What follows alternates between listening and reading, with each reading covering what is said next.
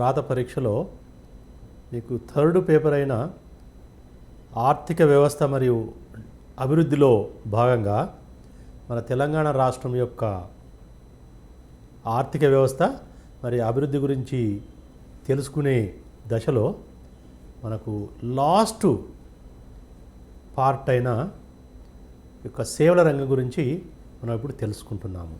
సేవల రంగం గురించి తెలుసుకునేప్పుడు సేవల రంగం కూడా కొన్ని సేవల యొక్క మిళితము. సేవల రంగం అంటే ఒకే రకమైన సేవ కాదు కాబట్టి దానిలో రకరకాల సేవలు ఇమిడి ఉంటాయి కాబట్టి ఒక్కొక్క సేవ నుండి ఒక రకమైన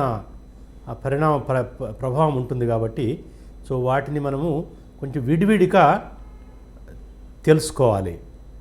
సో ముఖ్యంగా మన భారతదేశ ఆర్థిక వ్యవస్థలో ఈ సేవలన్నింటినీ కొన్ని రంగాలుగా ఉపరంగాలుగా వర్గీకరించడం జరిగింది.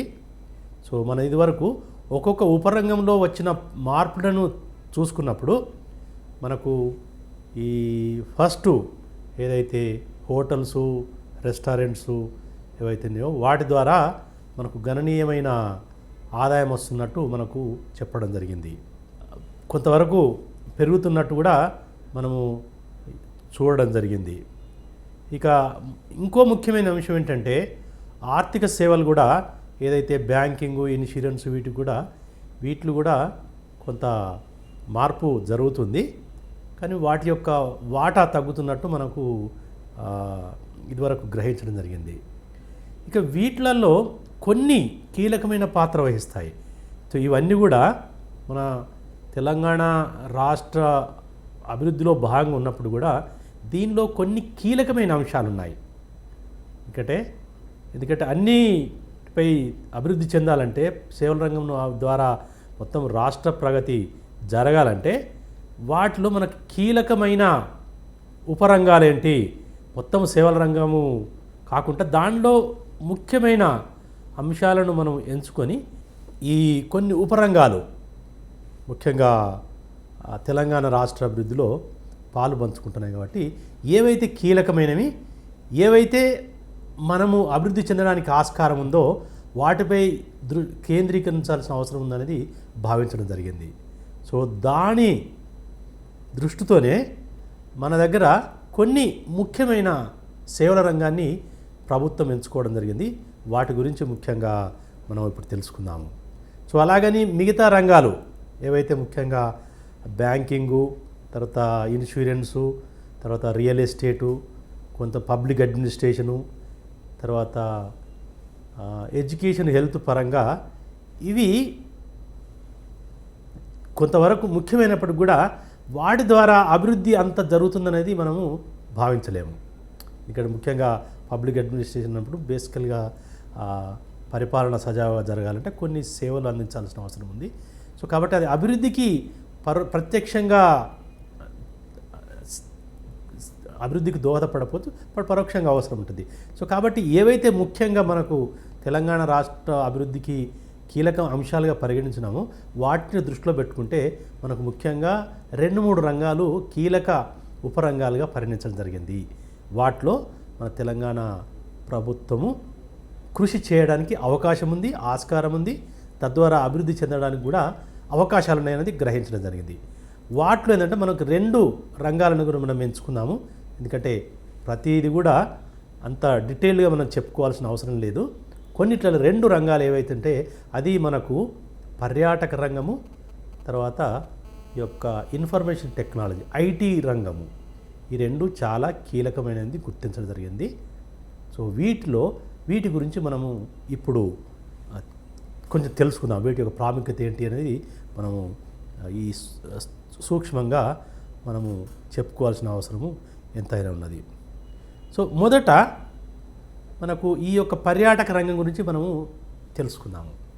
సో పర్యాటక రంగం అంటే ఇది మొదటి నుండి తెలంగాణ రాష్ట్రంలో కొన్ని ప్రాంతాలు మొదటి నుంచి కూడా పర్యాటక క్షేత్రాలుగా గుర్తించబడినాయి. అదే అంతర్జాతీయంగా జాతీయంగా కూడా పర్యాటకులు ప్రతి సంవత్సరము పర్టికులరు సీజన్లో వస్తూ పోతూనే ఉన్నారు. కానీ ఈ పర్యాటక రంగాన్ని ఒక ముఖ్యమైన అభివృద్ధిగా అభివృద్ధికి తోడ్పడే రంగంగా మార్చుకోవాలంటే కొన్ని చర్యలు తీసుకోవాల్సిన అవసరం ఉంది. ఇక్కడ ముఖ్యంగా ఏంటంటే మనకు దాదాపు ఈ 2005-2015 మధ్యలో దాదాపు 3,20,00,000 నుండి 946 లక్షల మంది ఈ యొక్క పర్యాటకులు వచ్చిరనేది మనం భావించడం జరుగుతుంది. అంటే ఈ సమయంలో 2005-2015 మధ్యలో చాలామంది, అంటే ఇంతమంది పర్యాటకులు వచ్చినట్టు మనకు గణాంకాలు చెప్తున్నాయి. సో ఇది చాలా ముఖ్యమైన అంశము. సో పర్యాటకుల సంఖ్య మన తెలంగాణ రాష్ట్రంలో చాలా ఎక్కువగా ఉన్నది, అంటే కొన్ని ప్రాంతాలలో ఎక్కువ ఉన్నది, అది మనకు ఈ గణాంకాలు చెప్పడం జరుగుతున్నాయి. సో కాబట్టి టూరిజం యొక్క ప్రాముఖ్యత ఏంటి అనేది మనం తెలుసుకునేటప్పుడు ఎంతమంది మన రాష్ట్రానికి పర్యాటకులుగా వస్తున్నారు, దీంట్లో ఒకటి విదేశాల నుండి వచ్చేవాళ్ళు, తర్వాత దేశం నుండి వివిధ ప్రాంతాల నుంచి వచ్చేవాళ్ళు.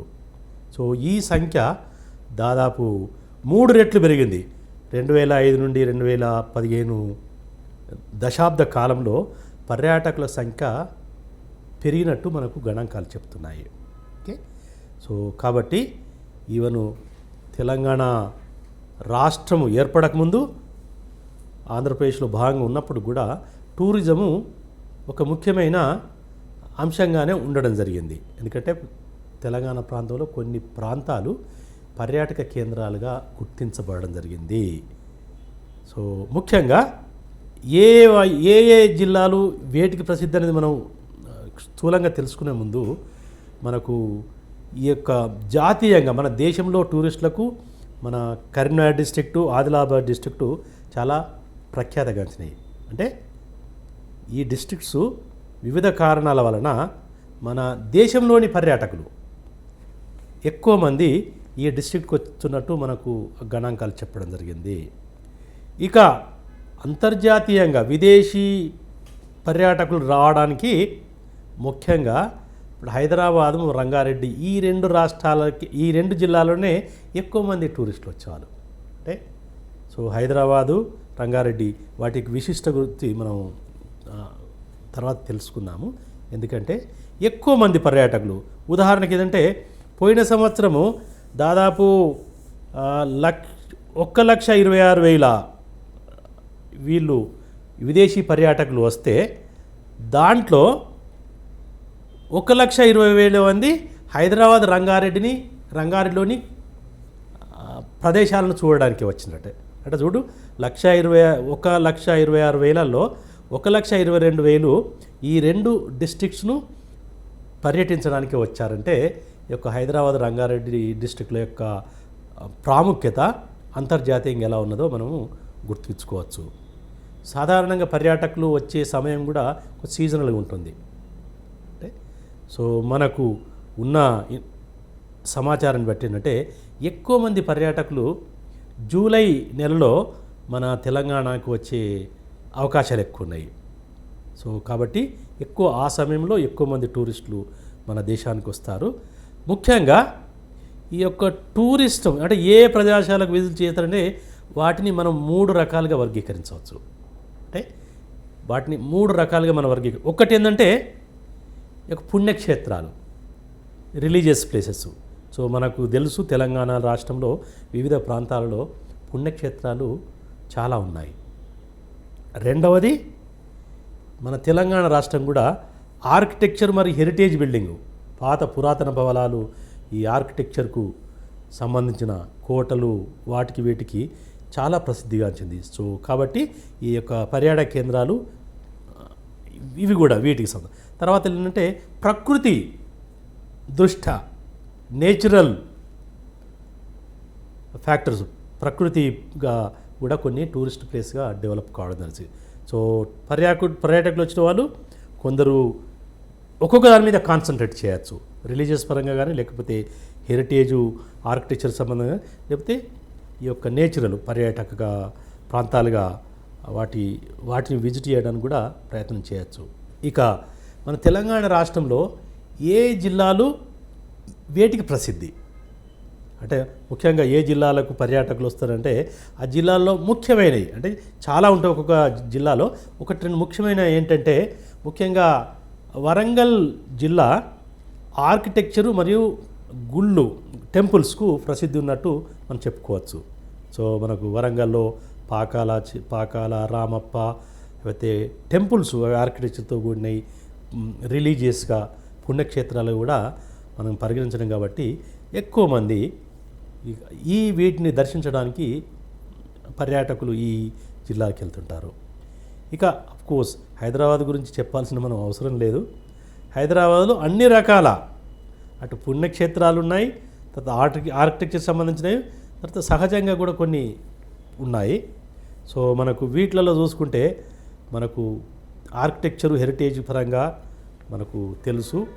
ఏది చార్మినార్ కానీ, గోల్కొండ కానీ, తర్వాత సాలార్ జంగ్ మ్యూజియం కానీ, ఈ తర్వాత చుట్టుపక్కల ప్రాంతాలు మనకు సైట్ సీయింగ్లో చూస్తే మీకు వీటికి ఇక టెంపుల్స్, బిర్లా టెంపుల్ కానీ, తర్వాత ఈ అసెంబ్లీ, ఇవన్నీ ఏవైతే పురాతన భవనాలు ఒక మన చరిత్రకు నిదర్శనంగా నిలబడ్డాయో అవి కుతుబ్ షాహీ టోంబులు కానీ, తర్వాత ఈ గండిపేట చెరువు కానీ, ఇవన్నీ కూడా పర్యాటక ప్రాంతాలే. సో కాబట్టి హైదరాబాదుకు వచ్చిన వాళ్ళు ఇక్కడ చూసినప్పుడు సాధారణంగా ఈ ప్రాంతాలన్నీ కూడా చూడడం జరుగుతుంది. ఇంకా చాలా. సో ఇక హైదరాబాదులోనే కాక హైదరాబాద్ చుట్టుపక్కల ముఖ్యంగా రంగారెడ్డి డిస్టిక్లో చాలా ఎక్కువ. సో వాటిలలో ఉదాహరణకు మనకు రామోజీ ఫిల్మ్ సిటీ చూసుకుంటే ఎక్కువ మంది రామోజీ ఫిల్మ్ సిటీకి వెళ్తారు. తర్వాత హైటెక్ సిటీ, తర్వాత పక్కన వికారాబాద్ దగ్గరలో ఉన్న అనంతగిరి హిల్స్, ఇవన్నీ కూడా ప్రాముఖ్యత చెందినవి. ఇవన్నీ కూడా ఈ పర్యాటక ప్రాంతాలుగా ప్రసిద్ధిగాంచడం జరిగింది. సో ఆదిలాబాద్కి వస్తే ఆదిలాబాద్లో కూడా పుణ్యక్షేత్రాలు ముఖ్యంగా ఆదిలాబాద్ మనకు తెలుసు బాసరా సరస్వతి దేవాలయానికి ప్రసిద్ధిగాంచింది.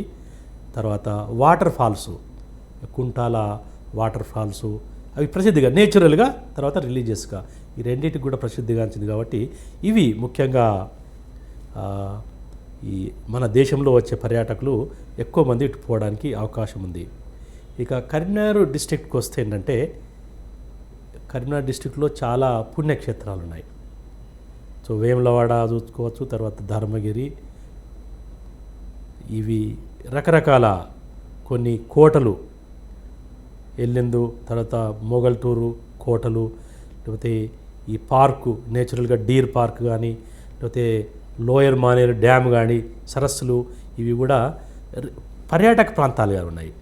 సో కాబట్టి ప్రతి డిస్ట్రిక్ట్లో కూడా మనకు ఏదో ఒక స్పెషలైజేషన్ ఉండడం వలన ప్రతి డిస్ట్రిక్ట్ కూడా మనము పర్యాటక కేంద్రాన్ని చూడడం జరిగింది.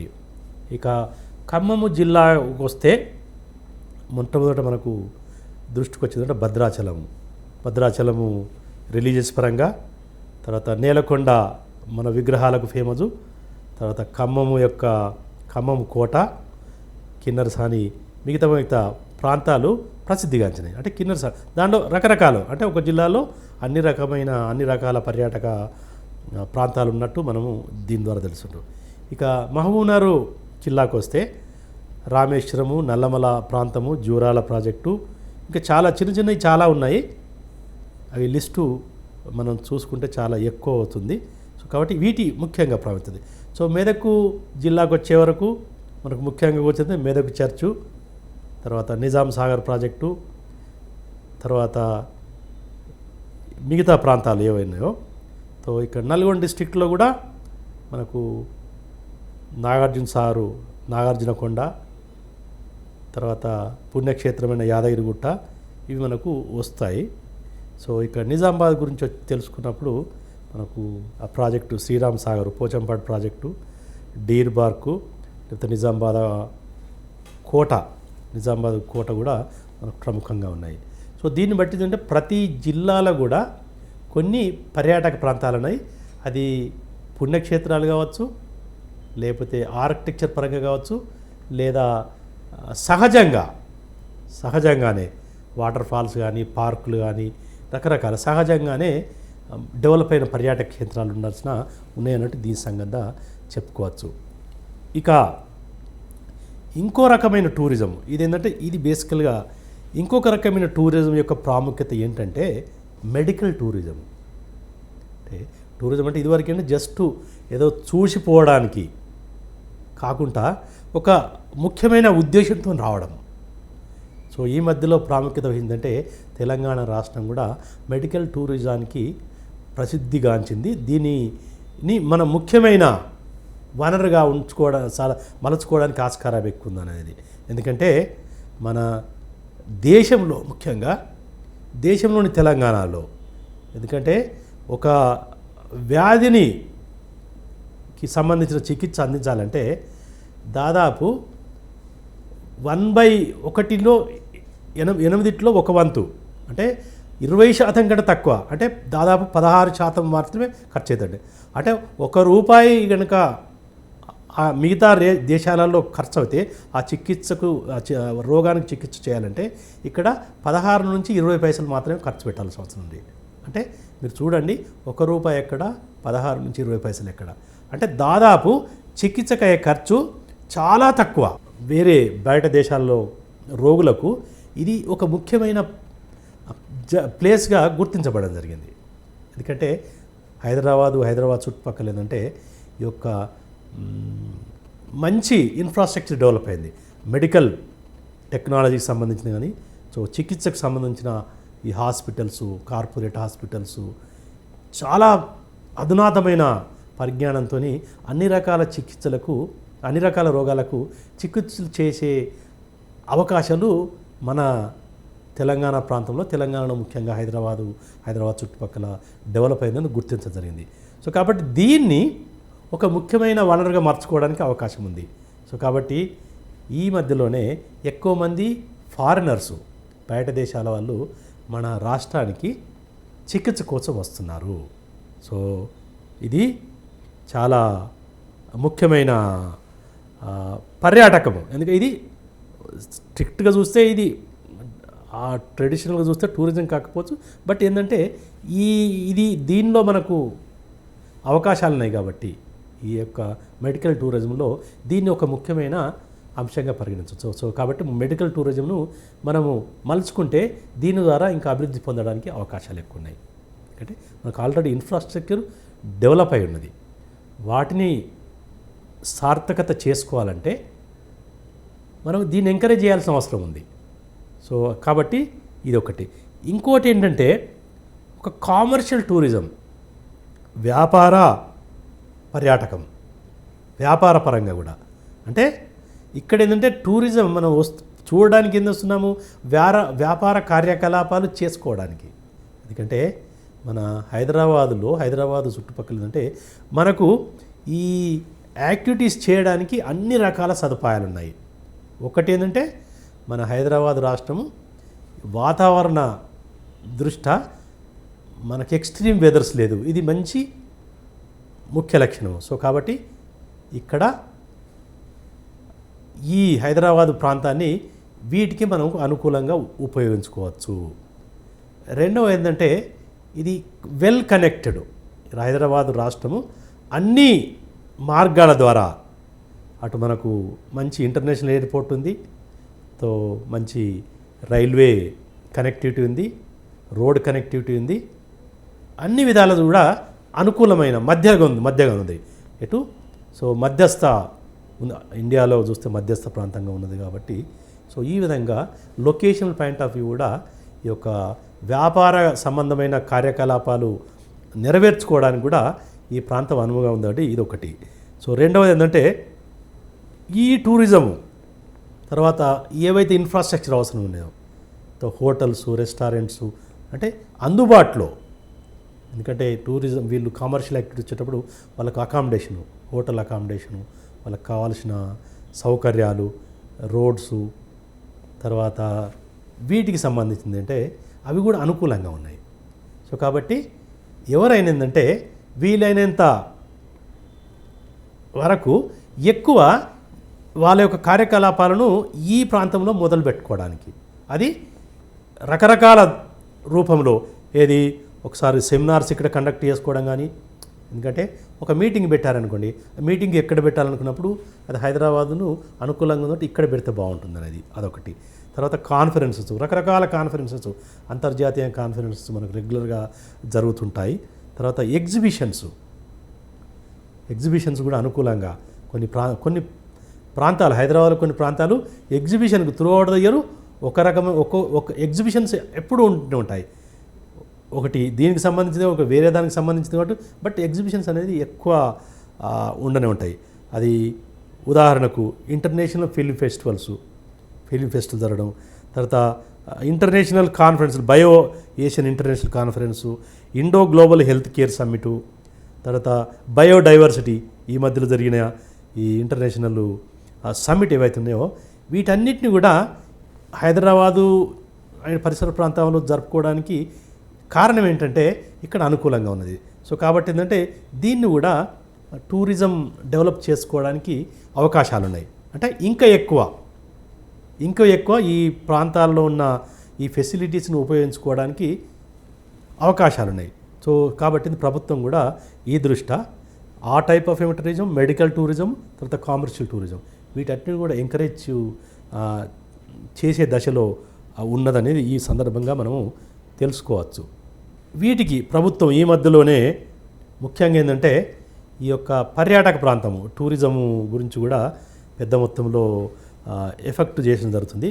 దాంట్లో ఏంటంటే సెంట్రల్ గవర్నమెంట్ యొక్క సహాయంతో వాళ్ళ కోఆపరేషన్ ఏంటంటే ఈ మధ్యలోనే వరంగల్లో పర్యాటక వలయాన్ని ఏర్పాటు చేయడం జరిగింది. తెలంగాణ ఎన్విరాన్మెంటల్ పర్యాటక వలయం అనేది దానికి దాదాపు 91 కోట్లు కేటాయించినట్టు కూడా చెప్పడం జరుగుతుంది.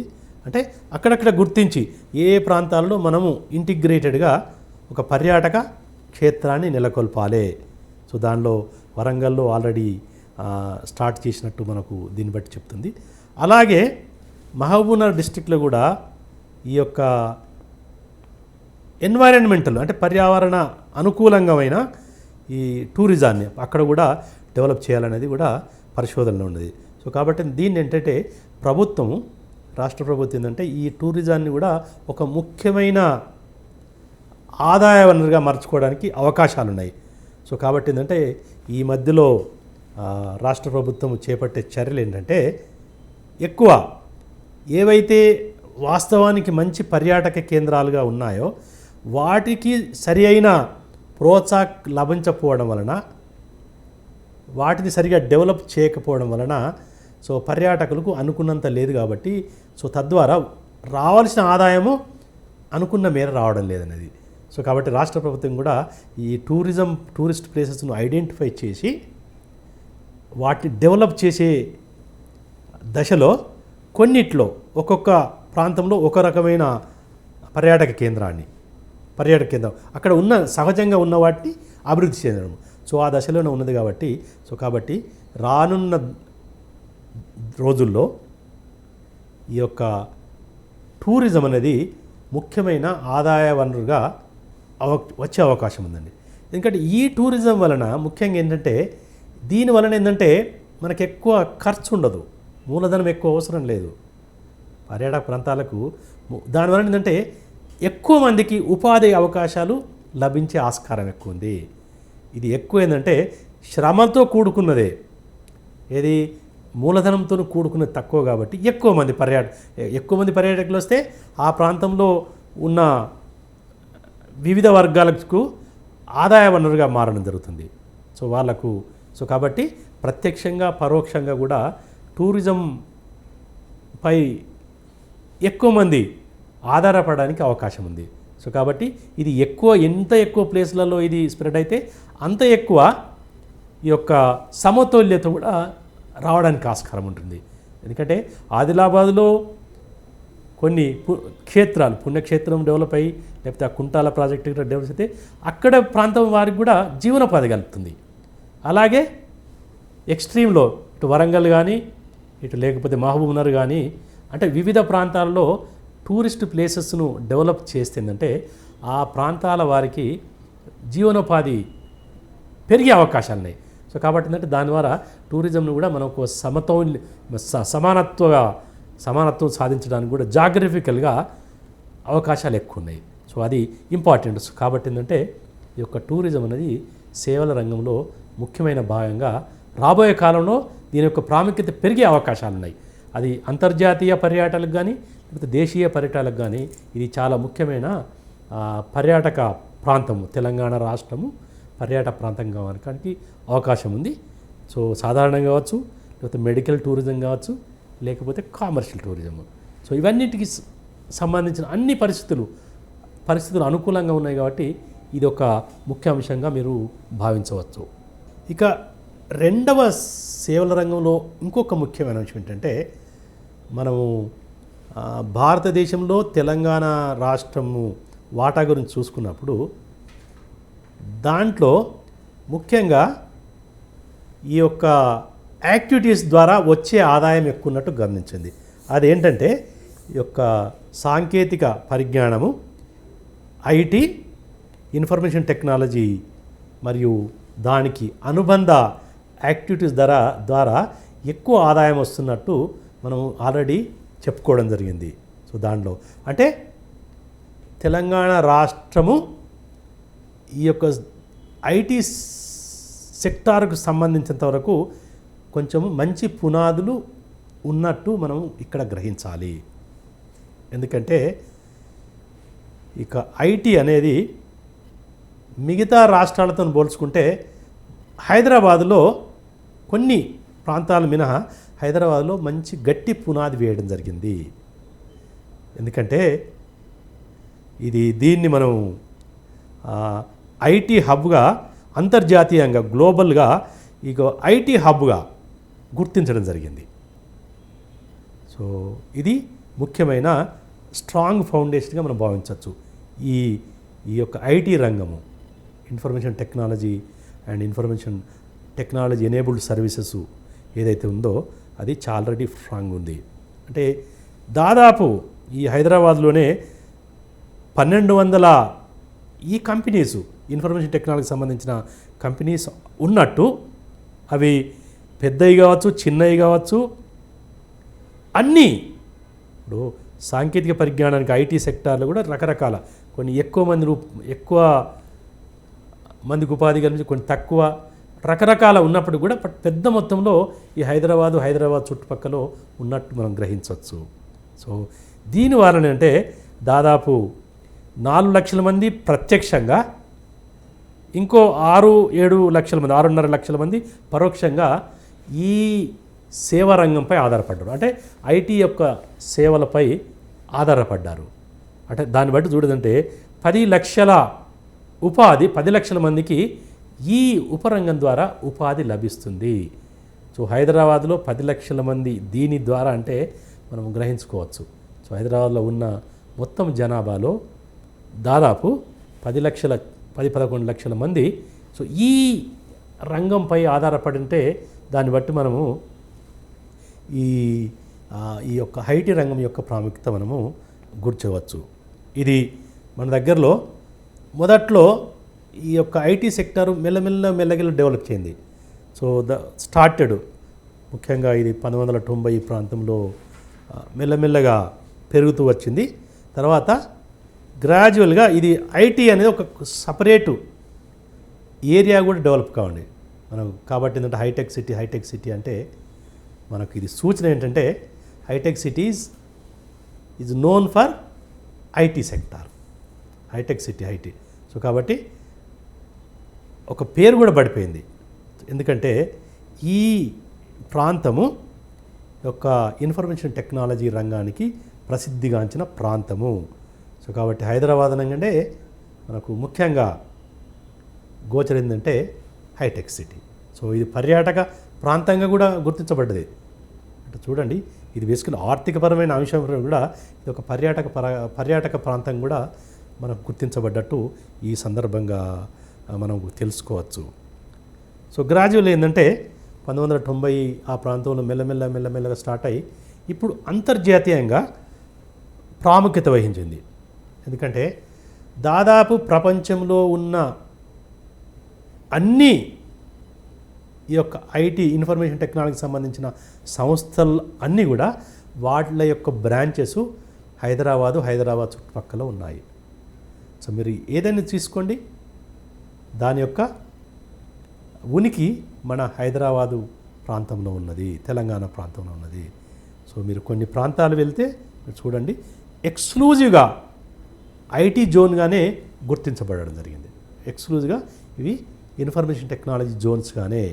సో మీరు అది చాలా ప్రాముఖ్యత వహించింది. కాబట్టి ఇది కూడా ఒకవేళ ఆర్థిక పరంగా సేవల రంగంలో ముఖ్యంగా భావించవచ్చు. ఇక మన తెలంగాణ రాష్ట్రంలో దీని ప్రాముఖ్యత ఎంత ఉందంటే గణాంకాల రూపం చెప్పాలంటే, సో గత సంవత్సరము 2014-15 సంవత్సరంలో దాదాపు 1300 యూనిట్లు, 1300 యూనిట్లు అంటే చిన్నవి పెద్దవి అన్నీ కలుపుకొని 1300 యూనిట్లు తెలంగాణ రాష్ట్రంలో. సో ఒక విధంగా ఏంటంటే తెలంగాణ రాష్ట్రం అంటే ఎక్కువ ఏంటి 99% ప్రస్తుతం కూడా హైదరాబాద్ చుట్టుపక్కలే అనుకోవచ్చు. అంటే మిగతా ప్రాంతాలకు ఇంతవరకు విస్తరించలేదు. ఇది హైదరాబాదు ఈ చుట్టుపక్కల ఎక్కువ కేంద్రీకృతమైందనేది ఇక దృష్టిలో పెట్టుకోవడం జరుగుతుంది. దాంట్లో ఈ మధ్యలోనే లాస్ట్ ఇయరే దాదాపు 89 కొత్తగా, అంటే ఉన్నాయి 1300 అయితే మళ్ళీ కొత్తగా వస్తున్నాయి. అంటే ప్రతి సంవత్సరం కూడా కొత్త కంపెనీలు కూడా ఈ యొక్క తెలంగాణ రాష్ట్రానికి వస్తున్నాయి. ఐటీ కంపెనీసు వాళ్ళ సేవలను అందించడానికి ఇవి వస్తున్నాయి. సో ఇది 2014-15లో ప్రత్యక్షంగా 3,71,744 మందికి ఉపాధి కల్పిస్తుంది. అంటే ఆల్రెడీ ఇదివరకు చెప్పినప్పుడు దాదాపు 4 లక్షల మంది, అంటే దగ్గర 4 లక్షల మందికి ఉపాధి కల్పిస్తుంది. సో దీని ద్వారా మొత్తము వచ్చిన ఆదాయం ఏంటంటే 68,258 కోట్లు. సో ఇది చాలా గణనీయంగా మనము ఈ రంగం ద్వారా ఆదాయం వస్తుందనేది దీని ద్వారా మనము భావించవచ్చు. ఇక ఇది అంతర్జాతీయంగా ప్రాముఖ్యత వహించింది. ఎందుకంటే మన ఈ వీటి ద్వారా ఏదైతే సేవలు వస్తాయో ఎక్కువ మొత్తము మనం ఎక్స్పోర్ట్ చేయడం జరుగుతుంది. అంటే దాదాపు భారతదేశము ఎక్స్పోర్ట్ చేసే మొత్తము ఐటీ పరిశ్రమ ఎక్స్పోర్ట్ చేసే సేవలదైతే దాదాపు 11% మన తెలంగాణ ద్వారానే, తెలంగాణ రాష్ట్రమే. అంటే చూడండి, తెలంగాణ యొక్క వాటా చాలా రకాలుగా చూస్తే చాలా తక్కువ ఉంది. జనాభా పరంగా కానీ, భౌగోళిక పరంగా కానీ, తర్వాత ఆదాయ పరంగా కానీ వేరే. బట్ దీని దృష్టి చూస్తుంటే దాదాపు 11% ఎగుమతులు మన తెలంగాణ రాష్ట్రం నుంచే జరుగుతున్నాయి. సో మొత్తం 100 రూపాయల ఐటీ ఎక్స్పోర్ట్ చేస్తే దాంట్లో 11 రూపాయలు మన తెలంగాణ ప్రాంతానికి చెందినవి అనేది ఈ సందర్భం మీకు గుర్తు చేసుకుంటే దీని యొక్క ప్రాముఖ్యత ఏంటనేది చెప్తాము. ఒక్కటేంటంటే ఈ రంగం పెరుగుతున్నది. అంటే మిగతా కొన్ని రంగాలు స్తబ్దతకు గురి కావడం, కొన్ని రంగాల ఉపరంగాలు వాటి యొక్క పురోగతి లేకపోవడం మనం గమనించింది. కానీ దీనికి ఏంటంటే ఈ రంగం మాత్రం పుంజుకుంటుంది. ఇప్పుడు దాదాపు పోయిన సంవత్సరం చూసుకుంటే ఈ 16% పెరిగినట్టు గుర్తుంటుంది. అంటే 16% పెరిగింది గత సంవత్సరం పోల్చుకుంటే. ఇది చాలా ఎక్కువ వృద్ధిగా భావించవచ్చు. మన జాతీయంగా చూసుకుంటే, అంటే జాతీయ యావరేజ్లో చూసుకుంటే మన యొక్క వృద్ధి రేటు జాతీయ వృద్ధి రేటు కంటే 3% ఎక్కువ ఉన్నది. అంటే అక్కడ 13% పెరుగుదల కనిపిస్తే మన దగ్గర 16% పెరిగినట్టు ఈ విధంగా మనం భావించవచ్చు. సో కాబట్టి ఏంటంటే దీన్ని బట్టి మనము ఈ యొక్క ఐటీ రంగం యొక్క ప్రాముఖ్యత మనం గుర్తించవచ్చు. అయితే సో ఇక్కడ మనము తెలుసుకోవాల్సిన విషయం ఏంటంటే మన తెలంగాణ రాష్ట్రము దీని యొక్క ప్రాముఖ్యతను గుర్తించడం జరిగింది. సో కాబట్టి తెలంగాణ అభివృద్ధిలో ఈ యొక్క ఇన్ఫర్మేషన్ టెక్నాలజీని ముఖ్యంగా పాత్ర వహించే దిశలో సో ప్రభుత్వము కొన్ని చర్యలు చేపట్టడం జరిగింది. ఎందుకంటే గుర్తించడం ఒక ఎత్తు, గుర్తించడాన్ని అమలులో పెట్టడం ఇంకొక ఎత్తు. సో కాబట్టి అంటే ఇక్కడ ప్రభుత్వం ఏంటంటే దీని యొక్క ప్రాముఖ్యతను గుర్తించింది. సో రాబోయే రోజుల్లో ఈ యొక్క ఐటీ రంగం ద్వారా గణనీయంగా అభివృద్ధి జరగడానికి ఆస్కారం ఉందని గుర్తించి దానికి సంబంధించిన చర్యలు మొదలు పెట్టడం జరిగింది. సో దాంట్లో భాగంగానే మనకు ఈ మధ్యలోనే ఈ యొక్క తెలంగాణ ప్రభుత్వము ఐసిటి పాలసీని తీసుకురావడం జరిగింది. ఐసిటి పాలసీ 2016లో 4th ఏప్రిల్ 2016 రోజున లాంచ్ చేయడం జరిగింది. దీనికి ప్రముఖ IT founder, so big information technology అంటే దీనికి ఫౌండింగ్ ఫాదర్స్లో ఇండియాలో చెప్పుకోవాలనుకుంటూ మన ఎన్ఆర్ నారాయణమూర్తి గారి పేరు ప్రముఖంగా వస్తుంది. అంటే ఇన్ఫోసిస్ యొక్క ఫౌండరు. అతని ప్రజెన్స్లో ఈ యొక్క పాలసీని లాంచ్ చేయడం జరిగింది.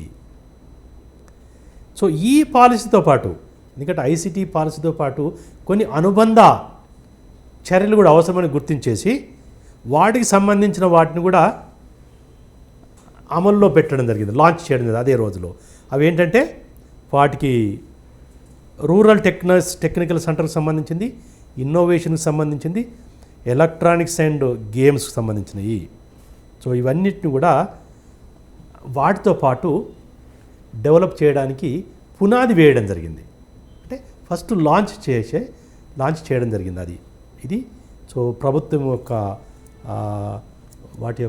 ప్రభుత్వం యొక్క సీరియస్నెస్ గురించి మనం ఇక్కడ చెప్పుకోవచ్చు. ప్రభుత్వం యొక్క విజన్ ఏంటంటే, సో లాంచ్ చేసేటప్పుడు అంటే ప్రభుత్వం ఏమనుకుంటుంది, విజన్ ఏంటంటే దాని ప్రకారం ఏంటంటే Telangana should become the most preferred destination. అంటే తెలంగాణ రాష్ట్రము అంతర్జాతీయంగా ఈ యొక్క ఐటీ టెక్నాలజీకి గుర్తింపు రావడము.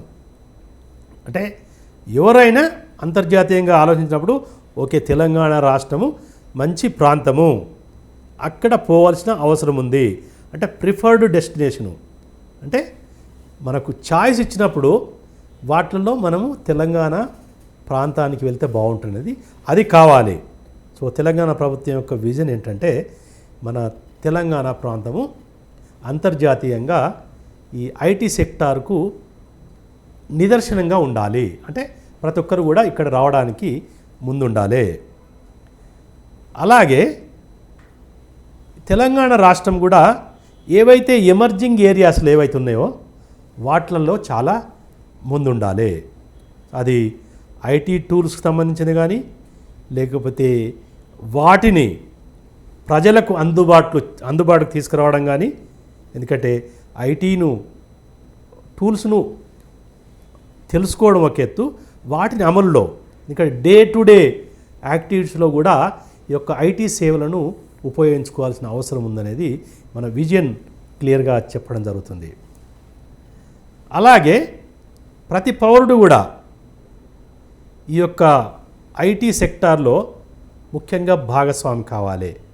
అంటే వాటిని ఉపయోగించుకోవాలి, వాటి ద్వారా లబ్ధి పొందాలి, తర్వాత ఐటీ సెక్టార్కు దోహదపడే విషయంగా మన విజన్ డాక్యుమెంటు కొంతవరకు చెప్తుంది. సో అల్టిమేట్లీ ఇది గ్లోబల్ హబ్, అంటే సాంకేతిక పరిజ్ఞానానికి మరియు టెక్నాలజీ ఎంటర్‌ప్రెన్యూర్‌షిప్ ఇన్నోవేషన్కు మన దేశంలో ఇది ఒక హబ్ కావాలి. అంటే ఇది కేంద్రీకృతమైన ప్రాంతంగా దేశీయంగా కూడా గుర్తింపబడాలి, అంతర్జాతీయంగా కేంద్రంగా. సో ఇది ముఖ్యంగా తెలంగాణ రాష్ట్ర ప్రభుత్వం యొక్క ఆశయం, విజను ఇలా జరగాలని. సో దీనికి సంబంధించిన యాక్టివిటీస్ ఏం చేయాలి, ఇనిషియేటివ్స్ ఈ సందర్భంగా. సో దీనిలో కొన్ని establishment of Telangana hub, T hub already తెలుసు. గత సంవత్సరము తెలంగాణ హబ్ను IIIT గచ్చిబౌలిలోని IIIT క్యాంపస్లో తెలంగాణ హబ్ను ఎస్టాబ్లిష్ చేయడం జరిగింది. అది ఒక ముఖ్యమైన స్టెప్ ఈ యొక్క ఐటీ రంగము డెవలప్ చేయడానికి ఒకటి ముఖ్యమైన ఇనిషియేటివ్. తర్వాత ఏంటంటే ITIR, Hyderabad information technology investment reason.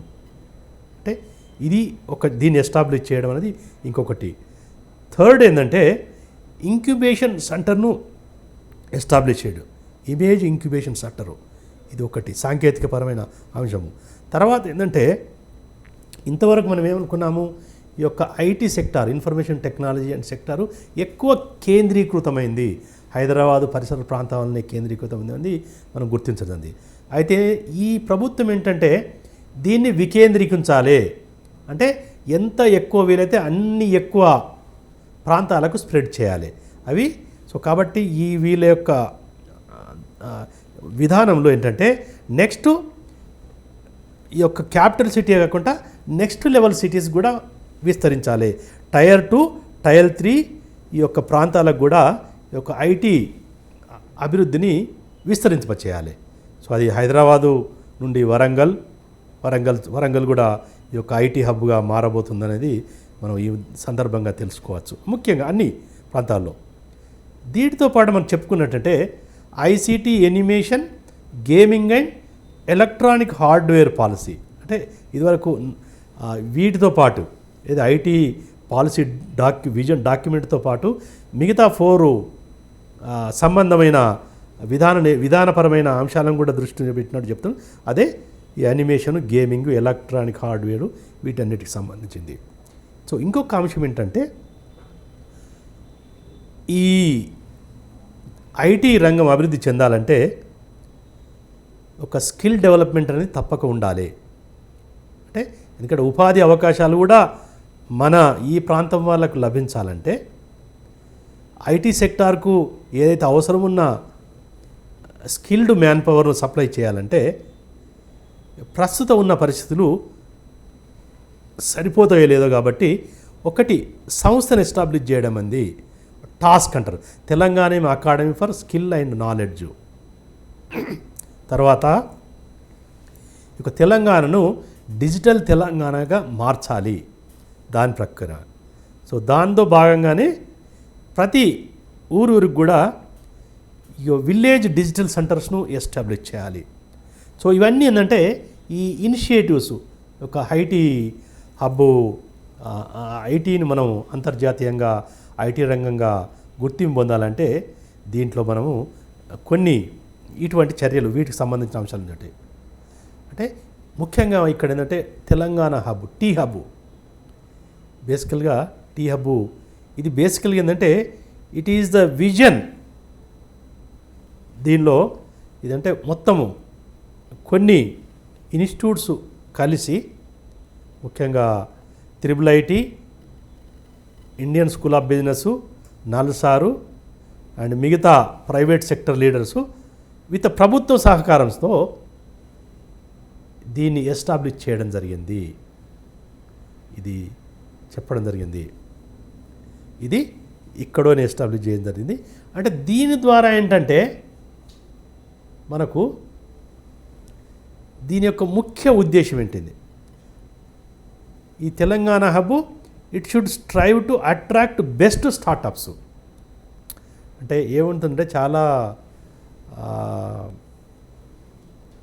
మంది సాంకేతిక పరిజ్ఞానంగా వాళ్ళకి అవగాహన ఉంటుంది, వాళ్ళకి కొంచెం ఐడియాస్ ఉంటాయి. ఆ ఐడియాస్ను అమల్లో పెట్టాలంటే అవసరమైన అవస్థాపన సౌకర్యాలు ఉండవు. సౌకర్యాలు ఇంపార్టెంట్, ఎందుకంటే దాన్ని అమల్లో పెట్టాలంటే కొన్ని రకమైన అవసరాలు ఉంటాయి. సో అవి వ్యక్తిగతంగా సమకూర్చుకోవడానికి అవకాశం ఉండకపోవచ్చు, అది ఖర్చుతో కూడింది కావచ్చు, లేకపోతే దానికి ఒక ప్లేస్ కూడా ముఖ్యం కావచ్చు. అది కాబట్టి ఏంటంటే దానివలన చాలామంది ఐడియాస్ ఉన్నప్పటికీ కూడా వాటిని కార్యరూపము దాల్చడానికి అవకాశం లేక మరుగున పడిపోతున్నాయి. సో అటువంటి వారికి ఈ తెలంగాణ హబ్ అనేది ముఖ్యంగా ఒక మంచి వెసులుబాటు కల్పిస్తుంది. సో కాబట్టి ఏంటంటే ఫస్ట్ ఏంటంటే ఇది best startups across the world, అది గ్రామాల నుండి కానీ లేకపోతే అంతర్జాతీయం కానీ, అంటే అందరినీ కూడా అవకాశాలు కల్పిస్తుంది. ఇది ఒక వెల్నిట్ ప్రక్రియ, ఎందుకంటే దాని ఇన్వెస్టర్సు, ఇంక్యుబేటర్సు, యాక్సిలరేటర్సు, మెంటర్సు, అకాడమిక, సో వీళ్ళందరి కలయికతో ఈ యొక్క తెలంగాణ హబ్బు వీరికి చేయూతనిస్తుంది. సో ఇది చాలా ముఖ్యమైన అంశం. సో దీంట్లో ఏంటంటే ఎవరైతే కొన్ని ఐడియాస్ ఉంటాయో, ఐడియాస్ ఉన్నవాళ్ళు వాళ్ళ ఐడియాస్ను ఆచరణలో పెట్టుకోవాలనుకున్నప్పుడు వాళ్ళు ఈ అవకాశాన్ని ఉపయోగించుకోవాలి. దానిలో కొంతమందికి సౌకర్యం ప్రొవైడ్ చేయడం జరిగింది. సో కాబట్టి ఏంటంటే దీని ద్వారా మనకు త్వరలోనే, అంటే ఎందుకంటే ఇప్పుడిప్పుడే స్టార్ట్ అయింది కాబట్టి త్వరలోనే దీని యొక్క రిజల్ట్స్ బయట రావడానికి ఆస్కారాలు ఉన్నాయి. తద్వారా ఏంటంటే కొత్త కొత్త ఐడియాస్ వచ్చిన కొత్త కొత్త ప్రొడక్ట్స్ రావడానికి అవకాశం ఉంది. వాటి యొక్క ప్రయోజకత కూడా ఎక్కువగా ఉండొచ్చు. ఎందుకంటే వాటికి లిమిటే లేదు, ఐడియాస్కు లిమిట్ లేదు. వాటిని ఆచరణలో పెడితే మనకు తద్వారా ఫలితాలు ఎలా ఉంటాయో మనం ఇప్పుడే చెప్పడము కొంచెం కష్టం, కానీ బట్ తప్పక అవి సత్ఫలితాలు ఇచ్చే అవకాశాలు ఎక్కువగా ఉన్నాయి. సో కాబట్టి తెలంగాణ టీ హబ్ తర్వాత మనకు ముఖ్యమైన అంశం ఏంటంటే మనం ఆల్రెడీ చెప్పుకున్నాము, ఈ యొక్క ఐటీ పరిశ్రమ పెరగడం అంటే దానితో పాటు మన ప్రాంతం వారికి ఉద్యోగ అవకాశాలు కూడా ఎక్కువ ఉండాలి. ఎందుకంటే వేరే రంగంతో పోల్చుకుంటే ఐటీ రంగంలో తక్కువ మూలధనము, ఎక్కువ మ్యాన్ పవర్ను ఉపయోగించడానికి అవసరం ఉంటుంది. సో కాబట్టి ఈ ఐటీ సెక్టార్కి సంబంధించిన స్కిల్స్ను డెవలప్ చేయాల్సిన అవసరం ఉన్నది. దాంట్లో మన ప్రాంతం వారికి వాళ్ళ యొక్క స్కిల్స్ యొక్క స్థాయి పెంచి వాళ్ళకు ఉద్యోగ అవకాశాలు పెరగడానికి ఆస్కారం కలుగ చేయాలి. దానిలో ఏంటంటే ఈ యొక్క స్కిల్లింగ్ ప్రోగ్రామ్ అనేది అంటే సో దీని యొక్క ముఖ్యమైన ఉద్దేశం ఏంటంటే to enhance skill level of students in Telangana by imparting necessary technical and soft skills. అంటే దీనిలో ఏంటంటే 2 రకాల స్కిల్స్ను పెంపొందించాలి. ఒకటి ఏంటంటే ఆ పనికి సంబంధించిన స్కిల్స్, టెక్నికల్ స్కిల్స్. తర్వాత సాఫ్ట్ స్కిల్స్ అంటే కమ్యూనికేషన్ స్కిల్స్, ఈ రకరకాల అవి కూడా ముఖ్యంగా మన దగ్గర నాలెడ్జ్ ఉన్నప్పుడు నాలెడ్జ్ పరంగా స్కిల్స్ ఉన్నప్పుడు కూడా వాటిని ఎక్స్ప్రెస్ చేయడంలో కొంచెం ఇబ్బందులు ఉంటాయి. తర్వాత ముఖ్యంగా ఏంటంటే లాంగ్వేజ్ కమ్యూనికేషన్ స్కిల్స్, వీటికి సంబంధించిన వాటిని డెవలప్ చేసేసి ఇండస్ట్రీకును అకాడమీకి అనుసంధానం చేయడం, అంటే పరిశ్రమలకు తర్వాత అకాడమీకి అనుసంధానం చేసి వీలైనంత ఎక్కువ దాదాపు ఈ మధ్యలో అంటే దాదాపు 25,000 మందికి ట్రైనింగ్ ఇచ్చి వచ్చే 5 సంవత్సరాల్లో దాదాపు 25,000 యువకులకు ట్రైనింగ్ ఇవ్వాలనేది సంకల్పించడం జరిగింది. So skilling is very very important. ఎందుకంటే ప్రస్తుతము ఎవరైతే మన గ్రాడ్యుయేట్స్ ఉన్నారో, ఈవెన్ ఇంజనీరింగ్ గ్రాడ్యుయేట్స్ కూడా, ఎందుకంటే ఈ ఐటీ సెక్టార్లో ఎక్కువ ఇంజనీరింగ్ గ్రాడ్యుయేట్స్కు అవకాశాలు ఎక్కువ ఉన్నాయి కాబట్టి మన దగ్గర ఉన్న ఇంజనీరింగ్ గ్రాడ్యుయేట్లో దాదాపు 80% వరకు అంత అనుకున్న లెవెల్లో లేదనేది వాళ్ళ యొక్క స్కిల్ లెవెల్. సో కాబట్టి ఏంటంటే ఇది 20% నుండి 80%కి పెంచాలనేది. అంటే ఇప్పుడు ఏంటంటే 100లో 20% మందికే అవకాశాలు వస్తున్నాయి. దానిని మనము 80%కి పెంచాల్సిన అవసరము ఉన్నది. కాబట్టి దానికి తగినంత ఈ యొక్క స్కిల్ నైపుణ్యాన్ని పెంచాలనేది ఉద్దేశము ఇది చాలా ముఖ్యంగా ఉద్దేశం. సో దీనికి అమలులో పెట్టడానికి ఏంటంటే ఒక అకాడమీని ఎస్టాబ్లిష్ చేయడం అండి. దాన్నే Telangana academy for skill and knowledge. ఇది చాలా ముఖ్యమైనది. ఇది ఏంటంటే ఈ మధ్యలోనే ఎస్టాబ్లిష్ చేయడం జరిగింది. ఇది ఎక్కువ ఐటీ రిలేటెడ్ స్కిల్స్ను, ముఖ్యంగా ఐటీ రిలేటెడ్ స్కిల్స్ను డెవలప్ చేయడానికి ఆస్కారం ఉంది. ఈ టాస్క్ ద్వారా ఏంటంటే ఏవైతే స్కిల్స్ ఈ అకాడమీ ఏంటంటే బేసికల్గా ఈ మన ఐటీ సెక్టార్కి సంబంధించిన స్కిల్స్ను పెంపొందించడం చాలా ముఖ్యమైన అంశము. సో వాటిలో ఏంటంటే 3 రకాల స్కిల్స్ను డెవలప్ చేయాలండి. ఒకటి personal skills, organisation skills, obviously తర్వాత టెక్నికల్ స్కిల్స్. ఇక్కడ ఈ 3 కూడా చాలా ముఖ్యంగా ఏంటంటే ఈ ఐటీ సెక్టార్లో ఒక్కొక్కటి ఒక్కొక్క ముఖ్యమైన ప్రాముఖ్యత వహిస్తుంది. సో కాబట్టి ఏంటంటే ఈ టాస్క్ చాలా ముఖ్యమైన రోల్ ప్లే చేయాలనేది భావించడం జరిగింది. దాంట్లో భాగంగానే ఏవైతే గ్రాడ్యుయేట్స్ ఉన్నారో, గ్రాడ్యుయేట్స్, ఇంజనీరింగ్ గ్రాడ్యుయేట్ మిగతా వాళ్ళంటే ఈ టాస్క్ ఈ ఐసీ ఇండస్ట్రీతో కొలాబరేట్ అయ్యి అకాడమిక్లో ఎంప్లాయ్మెంట్ వాళ్ళ రెడీగా, అంటే వాళ్ళందరికీ సరైన ట్రైనింగ్ ఇచ్చి ఉద్యోగానికి రెడీ చేసి పెట్టడం, ఎంప్లాయ్మెంట్ రెడీ గ్రాడ్యుయేట్స్. ఇది చాలా ముఖ్యమైనది. దానికి సంబంధించిన ఏవైతే కరికులం డివైడ్ చేసి దానికి ఉన్న పరిధిలో వాళ్ళకు ప్రాపర్గా ట్రైనింగ్ ఇచ్చి వాళ్ళని రెడీ చేయాల్సిన అవసరం ఉంది. సో కాబట్టి దీని ద్వారా ఈ యొక్క ఒక రకం ఏంటంటే స్కిల్ షార్టేజెస్ను నివారించడము, రెండవ ఏంటంటే ఉపాధి అవకాశాలు పెంచడం. సో తద్వారా ఏంటంటే ఈ టాస్క్కు ముఖ్యమైన ఇదే టాస్క్. సో దీనిలో రకరకాల అంశాలు కూడా ఉన్నాయి. ట్రైనింగు ఇవన్నీ తర్వాత కూడా మనం ఈ సందర్భంగా గుర్తు చేయాల్సి వస్తుంది. అంటే తర్వాత ఈ టాస్క్ ఏంటంటే స్పెసిఫిక్ టైప్ స్కిల్స్, అంటే జనరల్ స్కిల్స్ లేకుండా స్పెసిఫిక్ టాస్క్. ఎందుకంటే ఒక రకమైన సెక్టార్లో పనిచేయాలంటే దానికి సంబంధించిన స్కిల్స్ను కూడా దీని ద్వారా డెవలప్ చేయడానికి ఆస్కారం ఉందనేది వీటిలో. సో దీనికి ఏంటంటే కొంచెం వీళ్ళకి కొంచెం ఫండింగ్ ఇవ్వడము, కొంచెం ఆర్థిక సహాయం. ఎందుకంటే ట్రైనింగ్ పొందాలంటే అది ఖర్చుతో కూడుకున్నది కాబట్టి దీనికి టాస్క్ కూడా కొన్ని రకాల ఫైనాన్షియల్ కూడా సపోర్ట్ ఇవ్వడం జరుగుతుంది. ఇంకోటి ఏంటంటే దీనిలోనే ప్రభుత్వం ఏంటంటే టెక్నాలజీ ఎంటర్‌ప్రెన్యూర్‌షిప్ ప్రోగ్రామ్ అనేది కూడా స్టార్ట్ చేయడం జరిగింది. సో దీంట్లో ఏంటంటే ఏవైతే ఇంజనీరింగ్ ఎడ్యుకేటెడ్ గ్రాడ్యుయేట్స్ ఉంటే వాళ్లకు ఒక స్పెషల్ టైప్ ఆఫ్ ట్రైనింగు, అంటే వాళ్ళ యొక్క ముఖ్యంగా ఏంటంటే డిజైన్ అండ్ ఎంటర్ప్రైజ్ రిలేటెడ్ మాడ్యూల్స్కి సంబంధించిన అవగాహన కల్పించడం. అంటే ఒక స్ట్రక్చర్డ్ ప్రోగ్రాంలో ఈ ఇంజనీరింగ్ ఎడ్యుకేటెడ్ గ్రాడ్యుయేట్స్కు ఒక అవసరమైన ప్రోగ్రామ్ను రూపొందించి తద్వారా ముఖ్యంగా స్పెసిఫిక్ టాస్క్లో దీనికి collaboration, Indian school of business కొలాబరేషన్తో వీళ్ళందరికీ ఆంటర్‌ప్రెన్యూర్‌షిప్‌పై ఎదగడానికి అవసరమైన ట్రైనింగ్ ఇవ్వడం. అంటే ముఖ్య ఉద్దేశం అంటే ఉద్యోగము పొందడమే కాకుండా ఆంటర్‌ప్రెన్యూర్‌గా ఎదగడానికి అవకాశాలను. సో దానికి భాగంగానే టెక్నాలజీ ఎంటర్‌ప్రెన్యూర్‌షిప్ ప్రోగ్రామ్ కూడా స్టార్ట్ చేయడం జరిగింది.